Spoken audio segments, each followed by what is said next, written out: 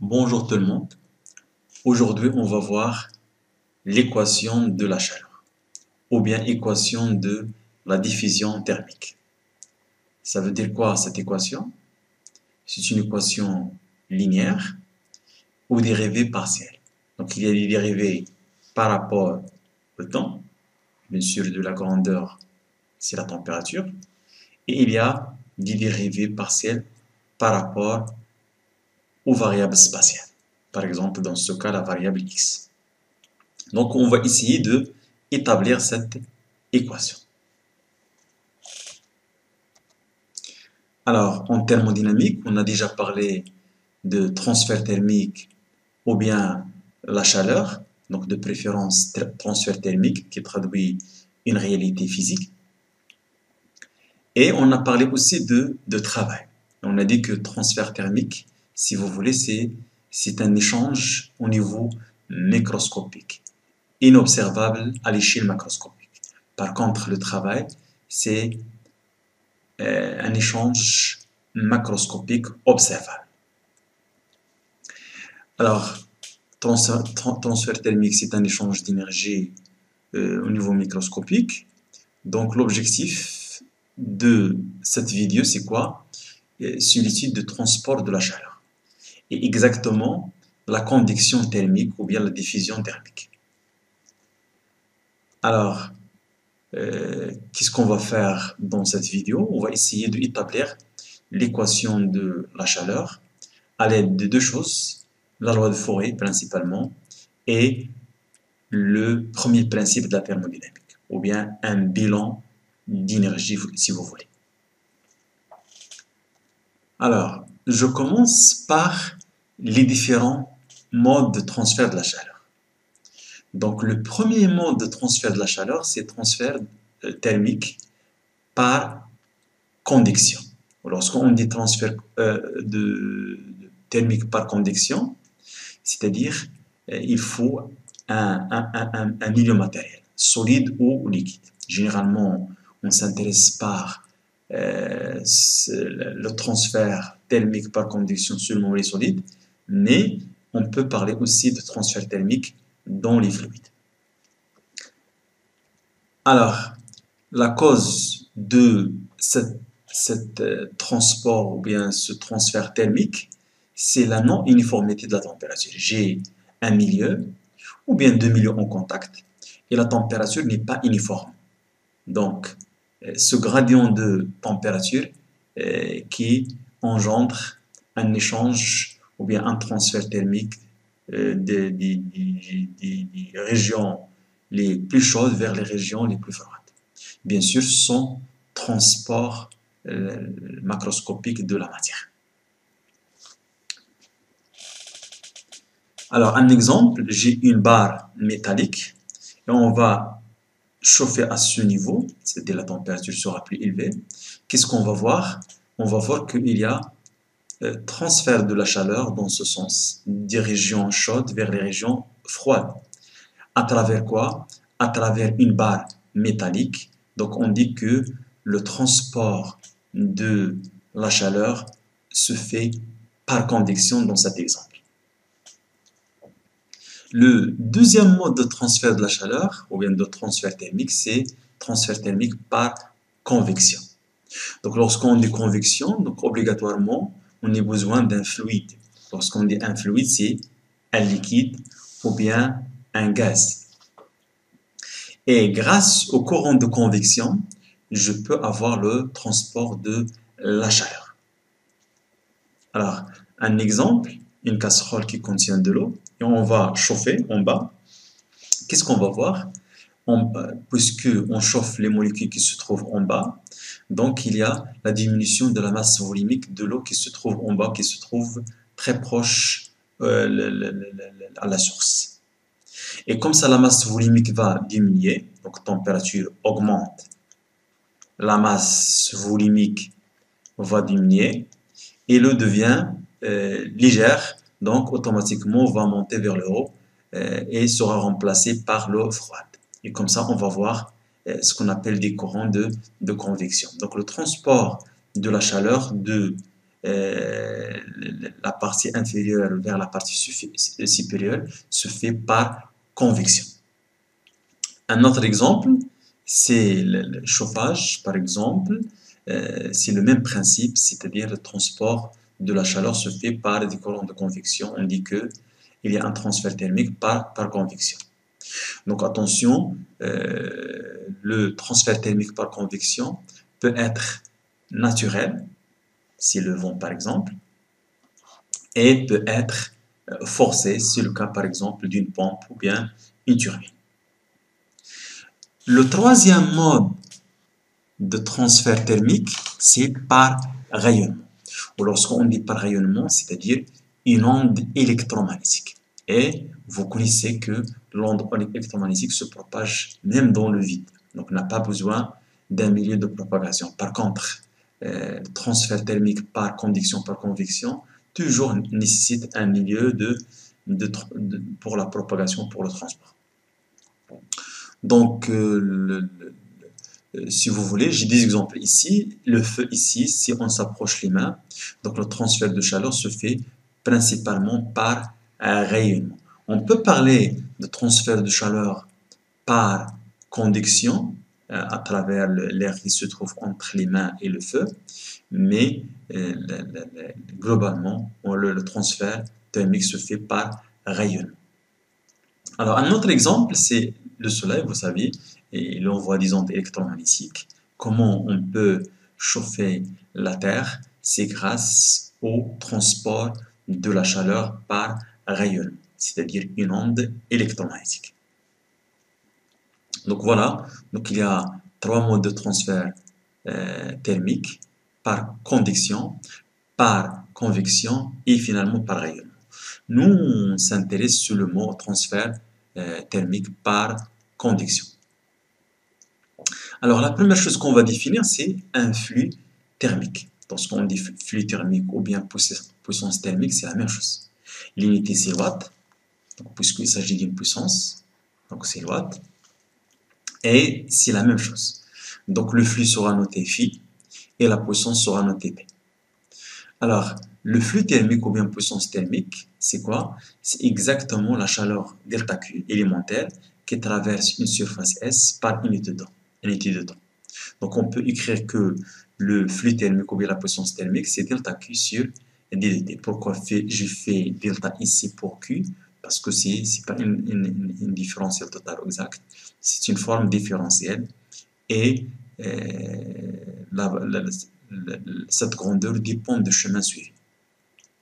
Par contre, l'énergie interne, l'enthalpie, ce sont des variables d'état où sa variation ne dépend pas du chemin suivi.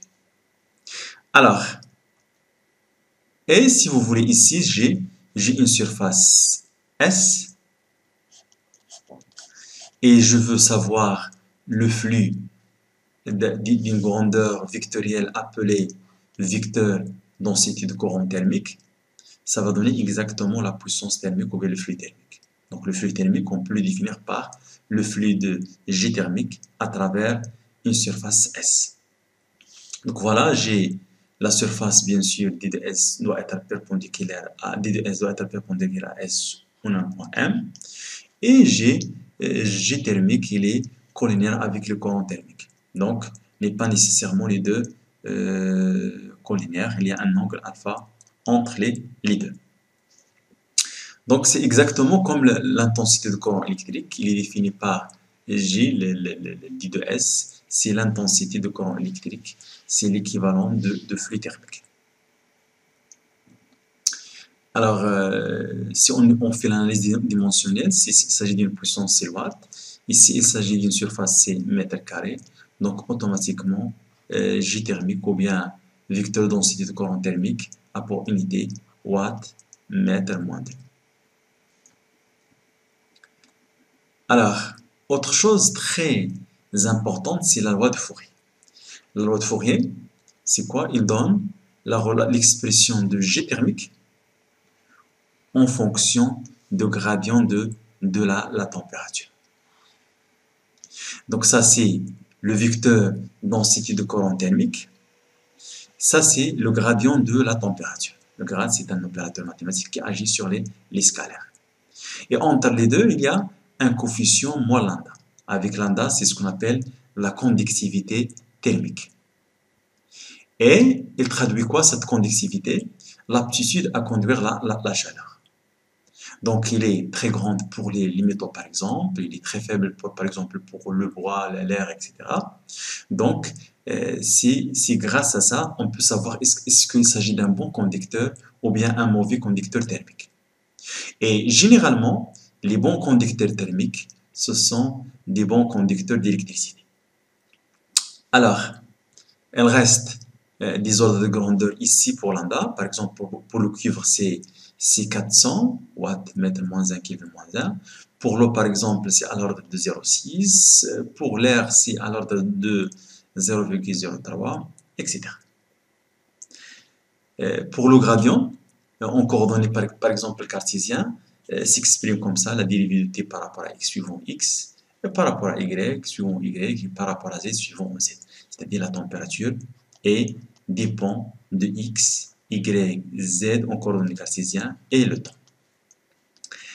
Alors, une dernière chose, c'est le signe moins. Vous remarquez que dans la loi de Fourier, il y a un signe moins. Comment je peux expliquer ce signe moins mathématiquement? C'est-à-dire, j'ai une barre métallique, on va chauffer une extrémité, donc la chaleur se propage, ou bien si vous voulez, G thermique soit orienté dans ce sens. C'est compatible avec le second principe de la thermodynamique, c'est-à-dire la chaleur se propage ou bien se déplace des régions chaudes vers les régions froides. Et donc G il est comme ça, le flux thermique il est comme ça, ou bien la puissance thermique. Par contre, le gradient de la température est dans l'autre sens. Pour rendre les deux collinéaires, donc il faut ajouter un signe moins. C'est tout simplement le signe moins qui permet d'avoir G thermique dirigé vers les zones les plus froides. Alors, je passe à l'équation de la chaleur, mais tout simplement, on va supposer que le cas unidimensionnel. On suppose que la chaleur se propage dans une barre métallique de section S et de longueur L, et on suppose qu'elle est calorifugée au niveau de la surface latérale, c'est-à-dire ici, pas d'échange de la chaleur à ce niveau. C'est-à-dire il est calorifugé. Comme ça, on peut canaliser le transfert thermique suivant la direction de l'axe OX. On va fixer ici une température T1, ici une température T2. Et qu'est-ce qu'on va faire? On va prendre un échantillon ou bien un élément compris entre x et x plus dx. Cet élément étudié, on va le supposer en équilibre local et caractérisé avec une masse d de m, avec une masse volumique ρ, etc. Et on suppose que la température est unique. La température ici, ce niveau, c'est x, t, l'instant t. Alors, qu'est-ce qu'on va faire pour établir l'équation de la chaleur dans le cas d'une seule dimension? On va commencer par le premier principe. Donc, le système étudié, c'est cet échantillon. Et on va appliquer le premier principe. Donc, l'échantillon étudié est caractérisé avec une masse d de m. Peut s'écrire comment? La masse volumique fois d de taux. Et si vous voulez, d de taux, c'est la section S qui peut être circulaire, par exemple, le cas d'une barre métallique cylindrique, ou peut être un carré, ça dépend de la forme de notre barre. Fois d de x, c'est la longueur de l'échantillon. d de x, c'est cette distance.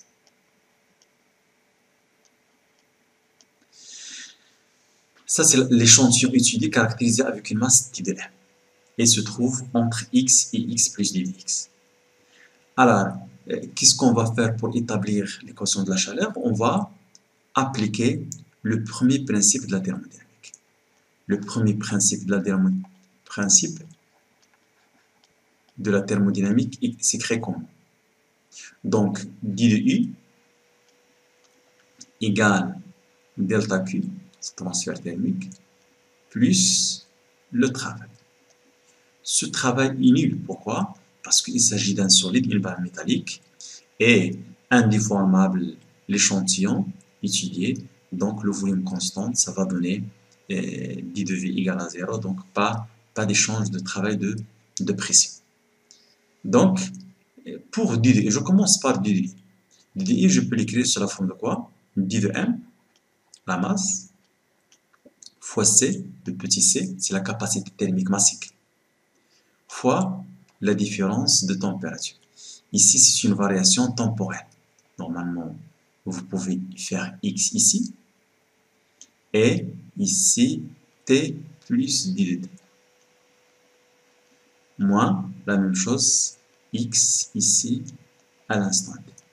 Donc, c'est-à-dire la variation de l'énergie interne, c'est exactement m, d de mc, fois la différence de température à l'instant t plus dt et à l'instant t, puisque le bilan énergétique ou bien le premier principe sera appliqué entre l'instant t et l'instant t plus dt. C'est-à-dire le bilan thermique suffit sur un intervalle élémentaire qui est égal à combien? Égal à delta Q.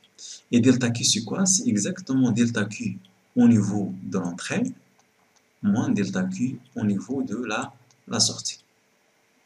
C'est-à-dire, il y a delta Q au niveau de l'entrée ou il y a delta Q au niveau de la sortie. Et la partie, la différence, sera bien sûr positive dans ce cas, puisque on suppose que T1 plus grande que T2. Donc la chaleur se propage dans ce sens, sur X. Donc il y a une partie accumulée au niveau de l'échantillon étudié. Donc cette accumulation qui permet d'augmenter la température. Comme ça, on peut avoir la température à l'instant T plus IT plus grande. Alors, je remplace D de M par quoi? Par ρ S d de X fois la capacité thermique massique. D de T, on va la noter d de T plus d de T moins d de T. Je montre seulement la partie temporelle, parce que c'est une variation temporelle. Alors ici, la chaleur entrante, on peut l'écrire sous la forme le flux thermique entrante fois d de T. La même chose pour le delta QS, je peux l'écrire flux thermique au niveau de la sortie, et le tout fois d. Donc vous savez que la puissance, ou bien le flux thermique fois d de T, c'est exactement l'énergie. Et comme ça, je peux avoir une équation homogène énergie-énergie. Alors, ce flux thermique, c'est-à-dire pour nous, le flux thermique s'écrit comme le flux thermique. Il est défini par le flux de G thermique fois d de S. Dans notre cas, on suppose que G thermique ici à ce niveau, c'est X au niveau de X. Et ici, G thermique au niveau de X plus d de X. Bien sûr, à l'instant T. Et puisque G thermique sera supposé uniforme au niveau de la section S, donc je peux faire sortir G et sera suivant X, la même chose que la surface. Donc ça va donner finalement G thermique fois la surface. Si au niveau de l'entrée, il faut faire X, au niveau de la sortie, il faut faire X plus dx. Et ça va donner tout simplement ici G thermique au niveau d'entrée, donc je fais la variable x, puisqu'on est au niveau de x, et moins G thermique au niveau de x plus d de x. Tout ça sera multiplié, bien sûr, fois d de t. Alors, qu'est-ce qu'on va faire? On va déplacer d de t de l'autre côté. Ça va donner exactement ρ S d de x fois c, où ça va donner d de t divisé sur cette différence, ça va donner exactement la dérivée partielle par rapport au temps. Pourquoi? Parce que ici, il s'agit d'une différence de par rapport au temps. Ici, c'est la durée sur laquelle on fait le bilan thermique. Et de l'autre côté, je peux, pardon, j'ai oublié la surface. Ici, il faut multiplier fois la surface. Donc, on peut simplifier par la surface après. Donc, ça va donner, cette différence, ça va donner exactement moins. Pourquoi ainsi moins? Parce que c'est gx moins gx plus dx, ça va donner moins la dérivée partielle de g thermique par rapport à x fois la surface S. Donc, on va simplifier par la surface S et ça va donner finalement, oui, ça va, oui, fois d de x ici, puisque j'ai divisé ici sur d de x. Donc, je simplifie aussi par d de x. Et ça va donner tout simplement la dérivée de t par rapport au temps égale à moins. Ah, on a oublié oui. Non, j'ai rien oublié. Donc, ça va donner moins 1 sur c. Et la dérivée de G thermique par rapport à X. Ça, c'est la première étape de la démonstration. D'autre part, la loi de Fourier, donc quoi? G thermique égale à moins grade, pardon, lambda, grade de la température. Donc, on travaille une dimension sur X, ça va donner G thermique. C'est exactement moins lambda, la dérivée de T par rapport à X. Et on fait la projection, ça va donner G thermique, c'est moins lambda, la dérivée de T par rapport à X. Si on remplace ici, qu'est-ce qu'on va voir? On va voir tout simplement la dérivée par rapport au temps égale le moins avec le moins, ça va donner plus. Lambda sur rho fois C. Ou, puisque ici, j'ai déjà la dérivée par rapport à x, ici, dérivée par rapport à x, ça va donner la dérivée 2 fois par rapport à x. Donc ça, c'est l'équation demandée. C'est ce qu'on appelle équation de la chaleur ou bien équation de la diffusion thermique à une seule dimension. Donc grâce au premier principe qui représente un bilan énergétique, on a travaillé avec un échantillon à l'échelle mésoscopique et on a introduit la loi de Fourier d'une façon unidimensionnelle. On a travaillé avec on a défini aussi le flux thermique et on a supposé que G thermique est uniforme au niveau de la surface. Ici à gauche, au niveau de l'énergie interne, on a supposé seulement la variation temporelle parce que entre l'instant T et l'instant T plus T, il y a une accumulation de la chaleur qui permet d'augmenter la température. Ou d'autre côté, on a supposé qu'il y a une chaleur qui est au niveau de l'entrée, au niveau de cette face, au niveau de X, ou il y a une chaleur qui sort. Et la différence, c'est la partie accumulée qui permet d'avoir une variation de l'énergie interne. Alors, qu'est-ce qu'il reste à généraliser cette équation? Parce que ici, c'est la dérivée par rapport à X deux fois. Dans le cas où la chaleur se déplace dans les trois dimensions, donc on généralise la dérivée deux fois par rapport à x par Laplacien. Voilà, donc la généralisation de l'équation, c'est ça.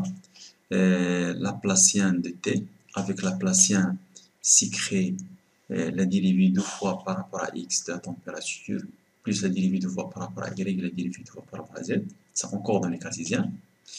Et ainsi, le coefficient de la diffusion thermique, qui sera exprimé en fonction de ρ lambda ici.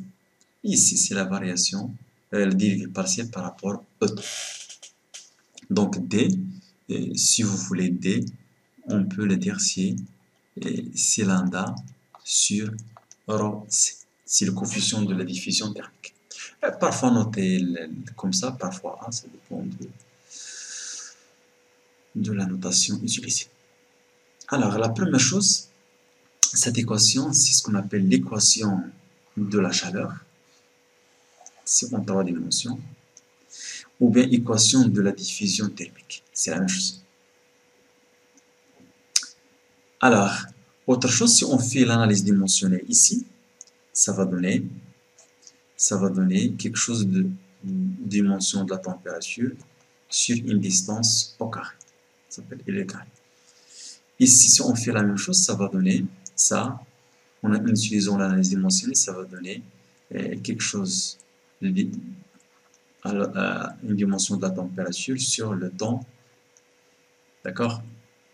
Si on développe, ça va donner taux, c'est à peu près L carré sur T. Ça, c'est en utilisant tout simplement l'analyse dimensionnelle.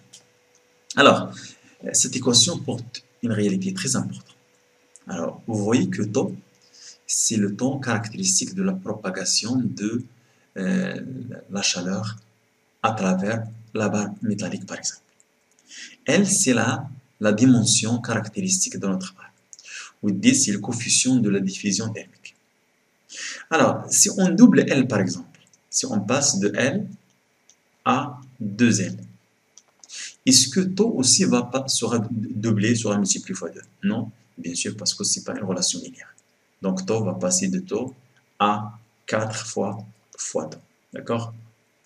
Donc, si on double la distance, le temps sera plus grand. Ce n'est pas 2 fois, mais fois 4.